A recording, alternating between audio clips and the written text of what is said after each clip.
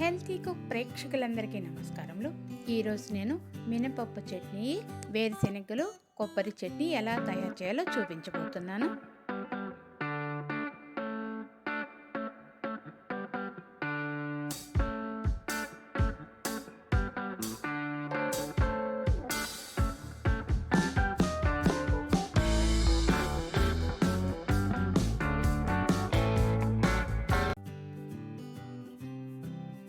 మినపప్పు 1 కప్పు తీసుకున్నాము.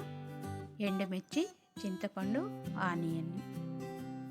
ఇప్పుడు పెనం పెట్టి కొద్దిగా ఆయిల్ వేసుకుంటాము. ఎక్కువ ఆయిల్ అవసరం లేదు. వేడెక్కిన తర్వాత మినపప్పు వేసి మీడియం ఫ్లేమ్లోనే ఫ్రై చేసుకుంటే బాగుంటుంది. కావలసిన సరిపడే ఎండుమిర్చి వేసుకొని బాగా బ్రౌనిష్గా వచ్చే వరకు వేగిన తర్వాత కొద్దిసేపు చల్లారనిద్దాము. తర్వాత మనము చట్నీగా వేసుకుంటే బాగుంటుంది. ఇప్పుడు నేను రాతిలో రుబ్బి చూపిస్తున్నాను.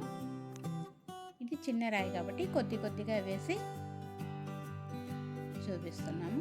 ఇది ఒకేసారి మిక్సీకి వేసుకునేసి ఫ్రెష్గా మనము తీసుకుంటే చాలా బాగుంటుంది.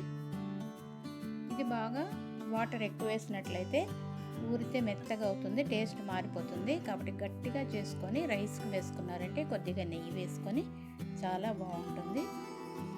ఫ్రెష్గా చేసుకుంటే చాలా టేస్టీగా ఉంటుంది.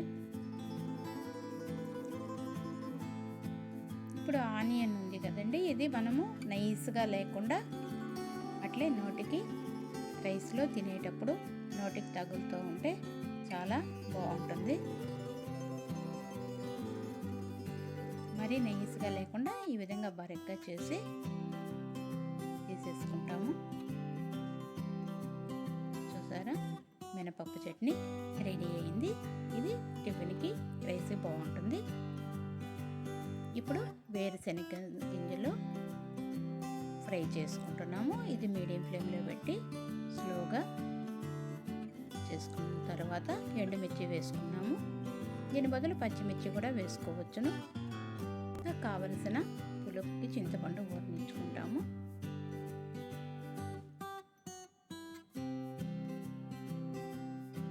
కొద్దిగా పచ్చి కొబ్బరి వేసినట్లయితే చాలా బాగుంటుంది. చూడండి, ఈ విధంగా కొబ్బరి, ఎండుమిర్చి వేసుకొని బరగ్గా వేసుకున్న తర్వాత వేరుశెనగ గింజలు వేసుకొని మనము గ్రైండ్ చేసుకుంటాము. ఇది రైస్కు చాలా బాగుంటుంది. ఇంకా ఏ టిఫిన్కైనా కూడా చాలా బాగుంటుంది.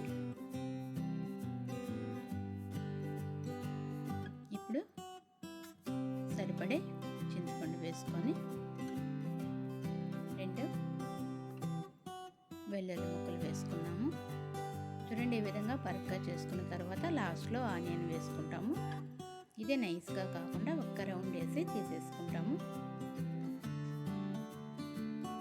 ఇప్పుడు అట్లే కూడా తీసేసుకోవచ్చు. కొద్దిగా పోపు వేసుకుంటున్నాము. ఆయిల్ వేసి ఆవాలు వేసుకుంటాము. 2 ఎండుమిర్చి వేసుకున్నాము. కొద్దిగా జీలకర్ర, కరివేపాకు కొద్దిగా వేసి పోపు వేసుకున్న తర్వాత చట్నీ రెడీ అయిపోయింది. వేరుశెనగ చట్నీ రెడీ. ట్రై చేయండి. ఇది రైస్కు చాలా టేస్టీగా ఉంటుంది. సబ్స్క్రైబ్ చేయండి, లైక్ చేయండి, కామెంట్ చేయండి, షేర్ చేయండి. Thanks for watching.